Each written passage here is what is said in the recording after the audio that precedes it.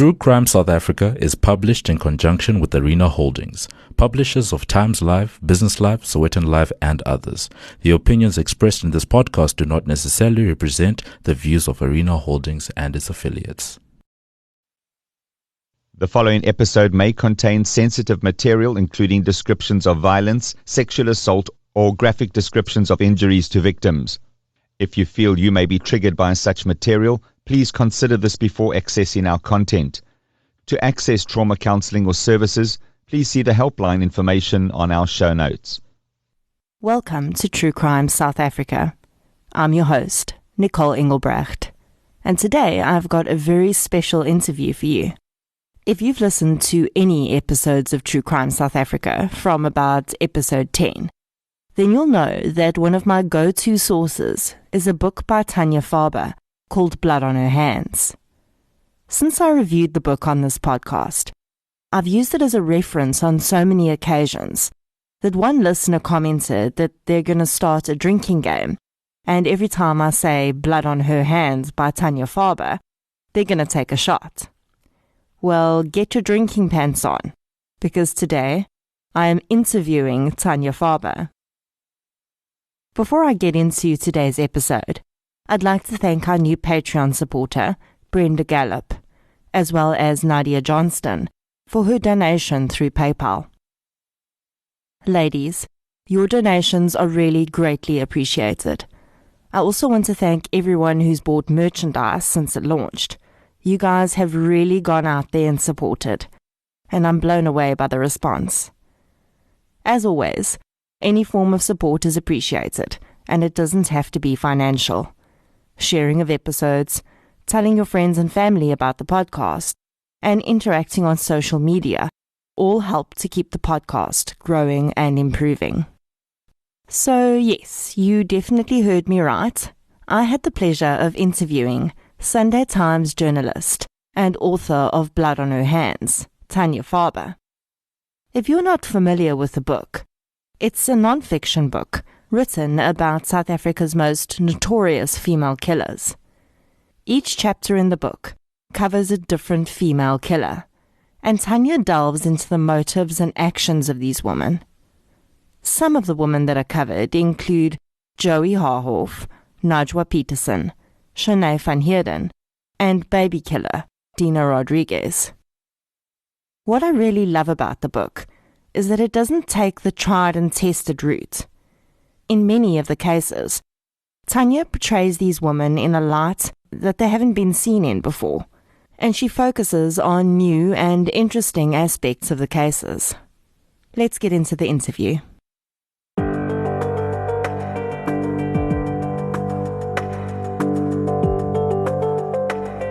Hi Tanya, thank you so much for agreeing to chat to me. I really do appreciate it. It's a pleasure. So I've got the blurb on the back of your book that tells me you're an award-winning journalist with the Sunday Times and you have a master's in journalism from Wits University. But tell me what created Tanya the journalist and writer, and why the particular affinity for crime? So I guess I've always been interested in writing, and journalism seems like the sort of natural place for somebody who wants to be a writer but also earn a living. So I've always been drawn to the written word and human stories. And I suppose, one of the pros of journalism is that you get to spend your life writing, which is fantastic. And one of the cons is the word count is always so much tighter than what one would want to be allowed if one was just allowed to, spread one's wings and have some writing flair. So I guess ever since I was at primary school, it's been a calling for me to be a journalist because it's certainly not lucrative. So one has to certainly be passionate about it. And I have always been very passionate about it. I think my initial kind of call to journalism was the written word, but I think by the time I was in my 20s, it was very much about social justice and about the role that journalism can play in amplifying stories that are of human interest, but which talk about bigger things in our society, I guess. You mentioned in the introduction to Blood on Her Hands that you were actually inspired to write the book while you were covering the Van Breda trial. Yes, that's correct. And you said that it got you wondering why some cases are more interesting to the public than others. Why do you think that is? Why do you think some cases explode like Van Breda did and others just slip under the radar? Well, I suppose living in a country that's got such a high homicide rate, we become quite desensitized to the idea of murder, which is very sad that one would be desensitized to it. But I think, South Africans, like in all other countries, we are fascinated by stories which are kind of out of the ordinary. So one often tends to, I guess, stereotype people that, a lot of South Africans live in such dire circumstances and crimes erupt because of a lack of resources. So when you have a story of, an extremely wealthy family like the Van Bredas, you hear of this horrific triple murder in a family. I guess one is interested because it's a family that one would normally aspire to living like. They were extremely wealthy, they were traveling overseas all the time. And then when a murder happens, for better or for worse, it has a different impact to reading about a gang murder or even gender-based violence murders, which happen so often in South Africa. So while I was covering that trial, I was amazed at how many people were interested in the trial and how many people were following it. And then I started reading up about, what makes human beings interested in one case over another case. And that also then got me thinking about, our fascination with female murderers compared to male murderers. And again, it's because female murderers, like, extremely wealthy murderers, are outliers. Only 5% of homicide perpetrators are female. And then if you look at that stat and you weed out the women who kill out of revenge, you're left with a very, very, very small percentage of overall cold-blooded homicides that are committed by women who, are not doing it out of revenge, but just out of sheer cold-bloodedness, I guess. And that's why, the irony of me covering a trial by a male murderer led me to a book about female murderers. And that it was the element of, the unexpected or the outlier or the kind of the story that is different from the stories that we've been desensitized to, as a species and particularly as South Africans. I think one of the reasons that Blood on Her Hands resonates with me so much is that you really don't pull any punches when it comes to these women. I think so often when female murderers or sex offenders come to light, the public is almost more likely to give them a break. We automatically assume that there must be some reason they did what they did.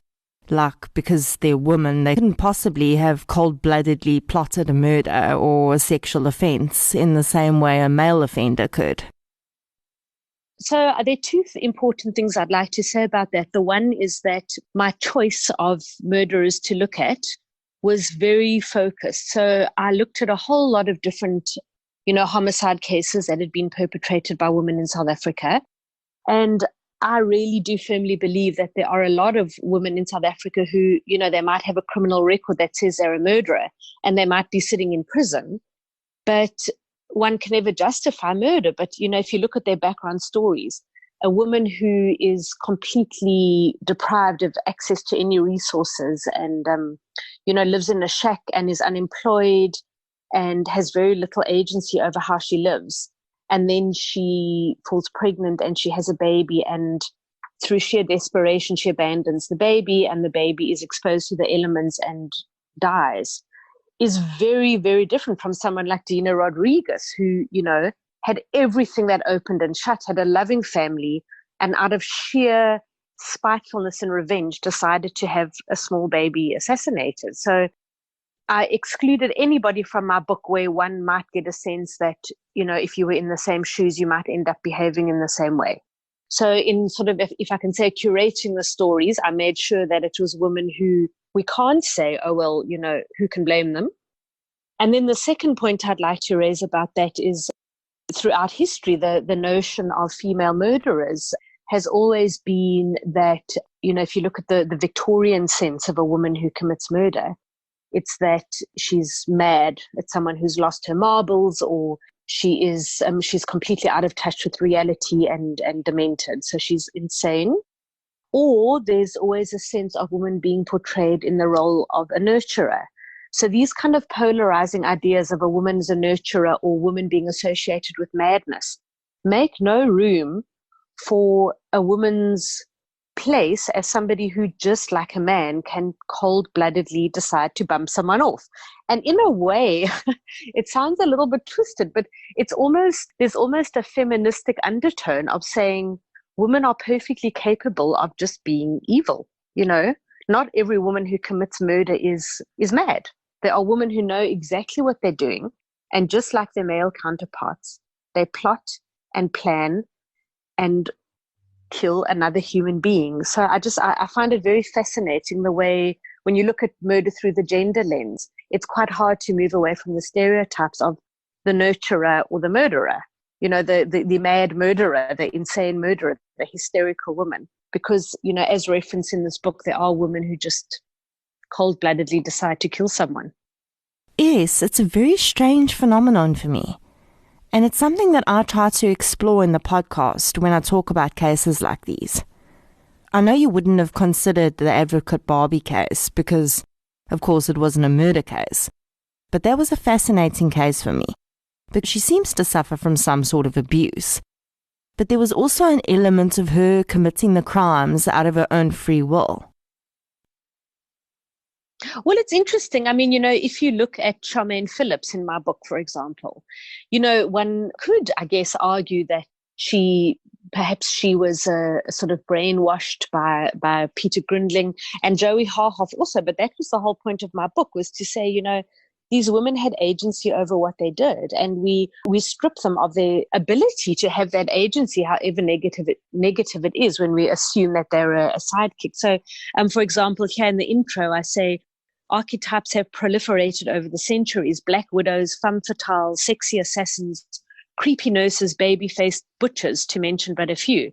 And when we have those archetypes, what we are doing is we are taking away any space that says this is an individual with an individual personality who, for some reason or other, committed these murders. So that idea of agency over what a woman does and then how we portray them in the media and in books afterwards is very interesting to me, because we don't feel comfortable unless we can squeeze them into one of the sort of the boxes of what sort of woman she might have been. I find it fascinating. Absolutely. And I think that it takes away from the victims as well. Because if you're trying to find a reason... 100%. I agree with you. I mean, think of how often when people read about female murderers, they are much more fascinated with the murderer than the victim. So, people are often asking for, there's always, and I think we're all guilty of it. I'm not judging anyone. I'm the same. If you're reading about a female murderer, the first thing you want your newspaper or your online publication to do is to show you a photograph of the woman. Your brain is already going, what sort of woman would do this, And you're 100% right in that act of highlighting the lives and our own fascination with the perpetrator. We often ignore the victims. And I did try in the book, for example, specifically in the Charnay, I mean, in all of them, but in the Charnay van Heerden chapter about the woman who met the guy online and met him, Michael van Eck, she met him at the cemetery. It was important to me to show that this was a human being who was going on a date, and he had a shower and he put on his cologne and off he set. It's so easy to just think of him as the victim of Charnay van Heerden, but he also had a life and a name and a family. So you're 100% right about that. You mentioned Joey Harhoff, and that was something I wanted to touch on, because what I found interesting about how you presented her is that your book is one of the first resources I've found who was willing to present her as an equal role player in the crimes she committed with Van Rooyen. Most other resources present her as the sidekick who was just along for the ride.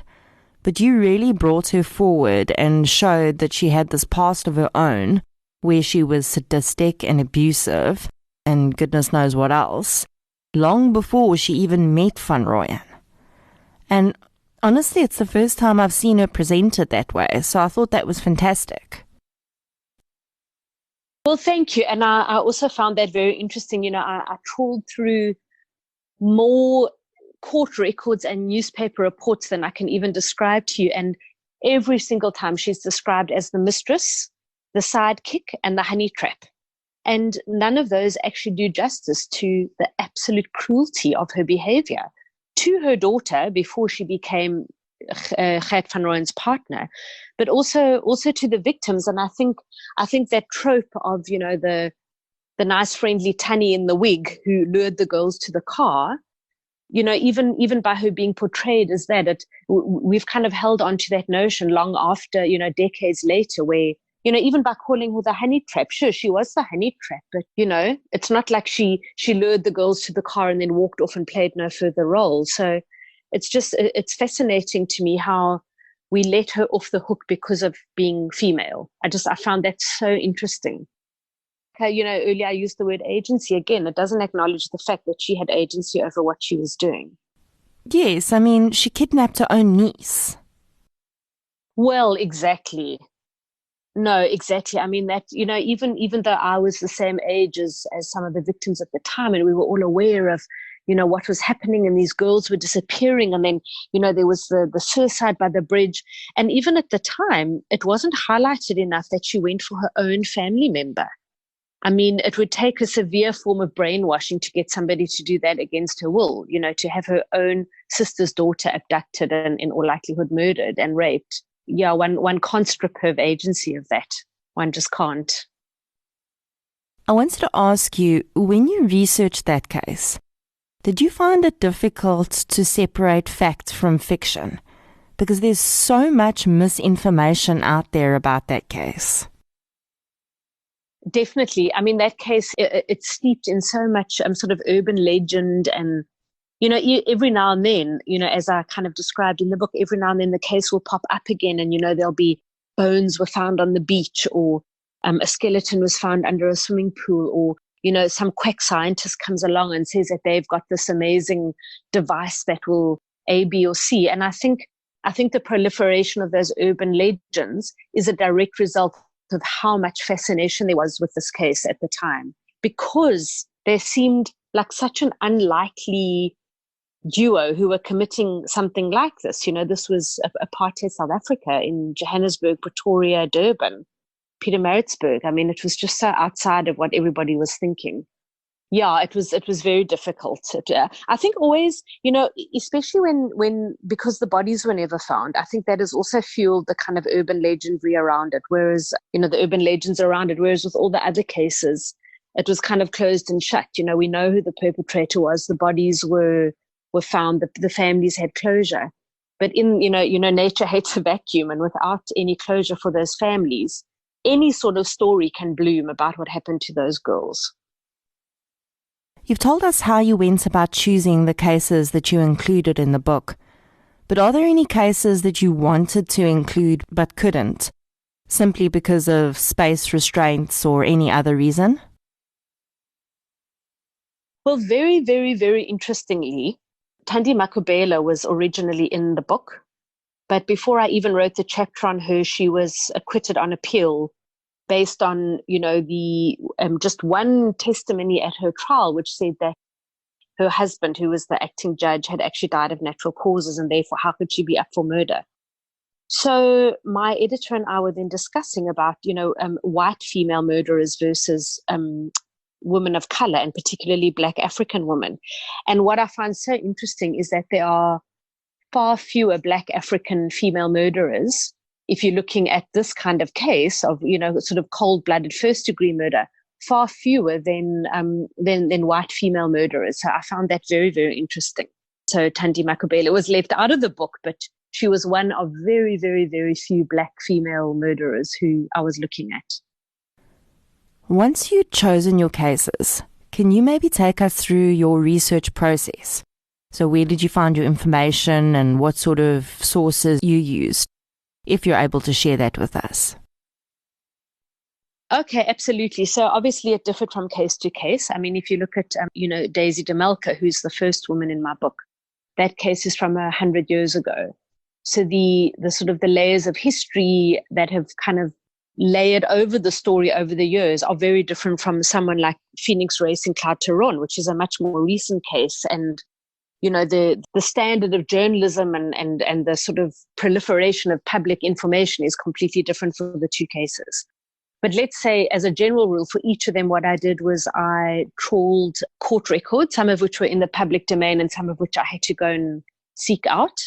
And then I also trawled through books, and I also trawled through lots of media reports to look at how things were framed. In some cases, like in the Najwa Peterson chapter, I mean, the court records were phenomenally detailed. There were hundreds and hundreds of pages of direct quotes from the court records. Whereas in some of the other cases, it was quite difficult actually to find detailed court records. But in general, those were the kind of the sources that I had turned to. And then I would, synthesize all the information that I got, build up. I'm sure you noticed in each of the chapters, I start off each chapter with almost a sort of a narrative nonfiction description before I go into the actual facts of the case. And, obviously there's a little bit of poetic license there, but each little detail is based on historical research or media research or literature reviews or court records. Which one of these cases stood out for you? If you could narrow it down to one or two, and why do you think that is? Sure, that's a difficult one. I'd say Daisy DeMelke is particularly fascinating because she is the only one who was a serial killer who acted alone. And she's also the only one who's a serial killer in the true sense of the word. You get spree killers, like Charmaine Phillips was a spree killer who, they go and they commit murder. And when they're still on a bit of a high from the one murder, they go and commit another murder. So, within a couple of days. But the only one who is a genuine, when I say genuine, I mean just fitting the description of a serial killer acting on her own in cold blood, it's Daisy DeMelke. And, she's the only one who hanged for her crime. So she was very fascinating to me. And then Marlene Lenberg was interesting because she was from such a verkrumpte religious background that, I think when she fell in love with her partner, whose wife she then killed, there was such a sonic boom when she broke out of the verkrumpte upbringing that she'd had that she sort of overcorrected and was willing to kill for what she did. So she fascinated me because of that. And then Charmaine Phillips, we've spoken about, Joey, we've spoken about, Dina Rodriguez. Well, I mean, obviously she's a real outlier because you very, very seldom hear of cases where a child has been the victim of an assassination. And then Najwa Peterson was interesting to me. I think what stood out for me for that case was, she had attempted to kill Talib in the April the year before. So, or earlier that year. So she killed him in the December, but she had stabbed him in the April. And what fascinated me there was the family dynamics and the dynamics of their relationship and the fact that he stayed with her, knowing full well that she was capable of that. And then I guess I should mention Celiwe Mbokazi. That case fascinated me because, that case was very interesting because in the beginning I was, does this really fit the bill? Because she was a teenager and she married this much older European man who clearly had a lot of economic power over her. But then when I did my interviews with experts, they said to me, and it's true that, again, we make an assumption about whether she planned it. And actually, she exploited the situation to her own advantage. And, we can't just go, oh, well, because she was a teenager and because she was a black female, maybe she didn't have as much agency. Because when you look at the facts of the case, she was willing to have her husband murdered in front of their children, which is pretty extreme. So I think, every case is actually very different and they're all equally as fascinating. And then with Phoenix Racing Cloud, you have a teenage daughter killing her own mother, which is also, an outlying story in many ways. Yeah, so every single one of them stood out for me. There's an outlying fact in every single story, and that's, I guess, why they're so fascinating. Daisy DeMelke's case was another one that you presented very differently than I'd seen done anywhere else. And I think that's because you placed a lot more focus on her children. And I don't think many people are aware that she may well have had a hand in killing some of her other children as well. Absolutely. I mean, what I find interesting about that is, on the one hand, you have her always described as, the sort of the archetypal black widow who kills her husband and then helps herself to the resources that he leaves behind. But what's so interesting there is that at the time, the infant mortality rate was so much higher than it is now that she was able to lose, at least 3 of her children under very weird circumstances, with nobody going, this is very strange. This is very strange. She's lost so many of her children. We need to investigate her. So if someone like Daisy DeMelka came along now and that many of her children died, law enforcement would be all over it. But, what it shows for me is that the historical context almost determines the extent to which flags are raised about something strange going on. So for me, the fact that her children died, yes, I agree. I think it's a fact that's often overlooked. And I guess because she was convicted only in the end for the murder of her son, because there was such irrefutable evidence, before she hanged, the very sad stories of her children dying, I agree. They've kind of been typics out of the story in a way, over a century. And then you mentioned Talib Peterson's murder as well. And that was another interesting one for me, because when it was covered in the media at the time, we could have easily believed that Najwa's main motive was greed. But when you really get into the details of that case, it's almost a classic domestic violence situation. With her previous violence against him and her manipulation, it really struck me as being an abusive situation from her side. Yes, it's absolutely true what you say. I mean, if you compare her to someone like Eliwe Mbokazi, who, had never, ever, ever done anything that could have been construed as criminal. So on paper, it's a similar situation. You've got a wife who has her husband bumped off and then stands to inherit something.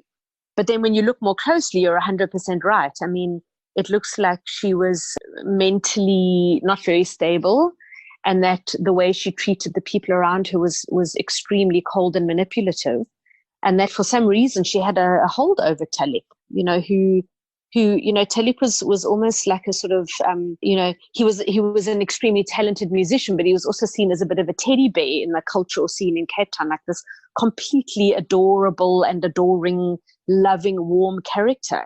But what was going on behind closed doors was obviously, he had found himself, as you say. And I think, again, it kind of subverts our notion of, if I say to you, there's a situation where there's ongoing domestic violence and then someone gets murdered, you would be completely within your rights to jump to the conclusion that the genders were the other way around, that it's a male perpetrator and a female victim. But as you say, here you have it the other way around, where it's the perpetrator's female with a history of domestic violence where she's the perpetrator. I mean, you even saw her having financial control over him, which is another clear sign of coercive control in a domestic violence situation. She controlled his money, the house was in her name, and even though he was earning money from his shows, he didn't have any access to it. Absolutely. And also the way she procured her hitmen.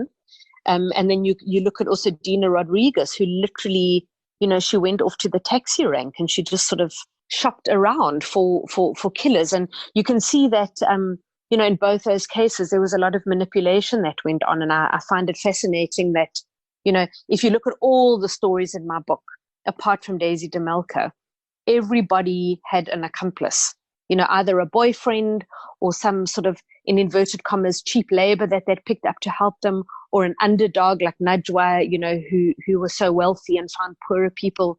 So it's interesting that that level of manipulation is, it's a very interesting element in a lot of the stories. And that also makes me wonder how many women have gotten away with it. Because these are just the ones that got caught. How many women have procured someone to do their dirty work for them, and everyone just kept their mouths shut, and the death was seen as a robbery gone wrong or a terrible accident?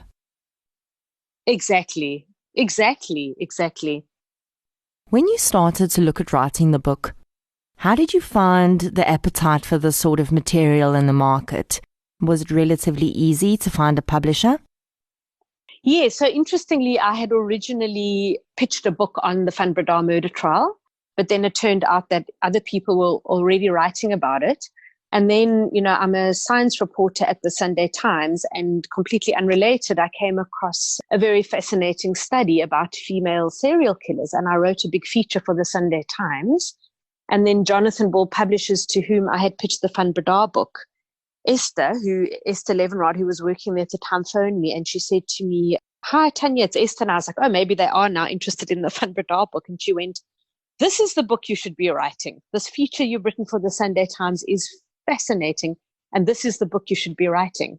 So I was lucky that I didn't, it wasn't a situation where, like with the Van Breda book, where I had written a proposal and gone to different publishers and was waiting to hear back. It was more, I had already built a bridge with Jonathan Ball, and then they spotted a feature that I'd written for the Sunday Times. And then from there, it was just, it was the actual process of writing the book. So it felt like one of those meant to be sort of moments, I know that one of your other books is a biography, and then you've written 2 books on writing. So this is your first foray into true crime. Do you think that the bug is bitten and there might be another? Well, I think so, because, I watch so many true crime documentaries and I'm really fascinated by it. And I think, the kind of the balancing act, I think, for true crime is to sort of not, as you say, you were saying earlier about the victims and all that. I think sometimes true crime books tend to glamorize the murderers, and that is the last thing I'd want to do. But at the same time, just the human psychology is just mind blowing. I mean, what I realized with this book was, there's forensic psychology, and then there's DNA, and their footprints, and there's so many things in true crime that one could actually pull out as a theme and write a whole book about it. And I've been watching a documentary series on Netflix called The Innocence Files, and I'm just blown away by those stories of innocent people going to jail, and then you think of in America where there are innocent people, who are being murdered by policemen. The policemen don't end up in jail. And then you've got other people who are completely innocent who are sitting in jail or are even on death row. And then you realize how fallible the whole criminal justice system can actually be. And then you realize how interesting true crime is, because it's not just about the crime, but also about the attempts at punishment that follow. Yes, absolutely. One of the things that I found fascinating is the ripple effect that these crimes have, sometimes for generations after the fact. And it's not even just in the victim's family. It's their school friends and their partners. People carry this type of trauma with them forever, and it changes how they raise their children and how they live their lives decades later. Exactly. I mean, I found when I was writing the Joey Harhoff chapter, I could handle all of it. I was immersed in the research, and I found it very interesting. And then I'd pop out and I'd go down to the shops to get a chocolate, and I'd think, there are just so many people in the world who aren't murderers, and actually the world is a good place, and these people are really the exception to the rule. But somehow writing about the Joey Harhoff chapter and remembering how I had perceived of it at the time when I was 16 years old myself, it was a very hard chapter to write, because, as you say, that kind of ripple effect of, not just obviously the immediate family, but the whole community and the school and the society from that time, it really leaves a kind of a footprint on your soul, I think, afterwards. And it's something that, it gives you the chills or tears, however many years later. You mentioned in the book that you wrote it over a relatively short period of time. What sort of time period are we talking about? So the book, the first iteration of the book was written between June and December. So that was 6 months, but that's, on top of being a mom and having a full-time job. So I didn't get much sleep over those 6 months. And then over the next few months, it was a case of editing and, researching any gaps that, if there were any gaps in the book where the editor said I should find out a little bit more. So the whole process took a year, but the first iteration took 6 months. I know that when this book was published, the Krugersdorp killers case was still ongoing. But I think that case on its own presents 3 very interesting and distinctly different female murderer personalities. Have you paid much attention to the case? No, I must admit that when that story broke, I think I was a bit ate besuk with female murderers. And I think I deliberately turned my gaze away from it because I felt sickened, So I guess it is something I will read up about again, when the time comes. But yeah, the timing was off for me. It's interesting, if I can just make a comparison, when, last year when Uyinene was killed, the young woman who went to the post office and got raped and murdered, that happened just down the road from me. And I really immersed myself in that story, and I wrote so much about it, and I was heartbroken, and I was, you know that feeling when as a journalist you just immerse yourself in something. And now with these recent cases of women being killed, my sister who lives overseas phoned me the other day to ask me something about one of the cases. And I said to her, it's interesting, but I've actually deliberately stayed away from the details of the stories because, I'm still carrying that kind of, in my psyche, there's still Uyinene's story. And I think it's probably the same with these stories and the Krugersdorp killers, where you actually you don't actually have the space in your brain to absorb another story that's along the same lines.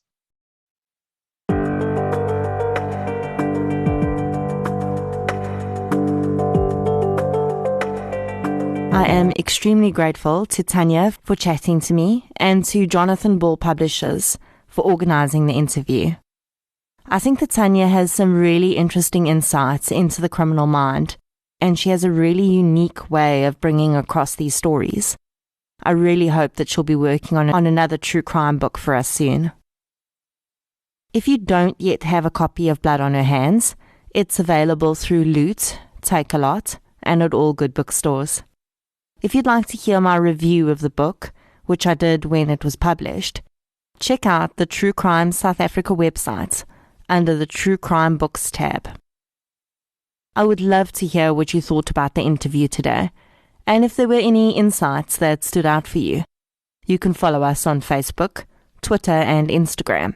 And please subscribe to the show on the app that you're using to listen right now. I'll be back next Friday with a full case episode. Until then, thank you for your support, and I'll chat to you soon.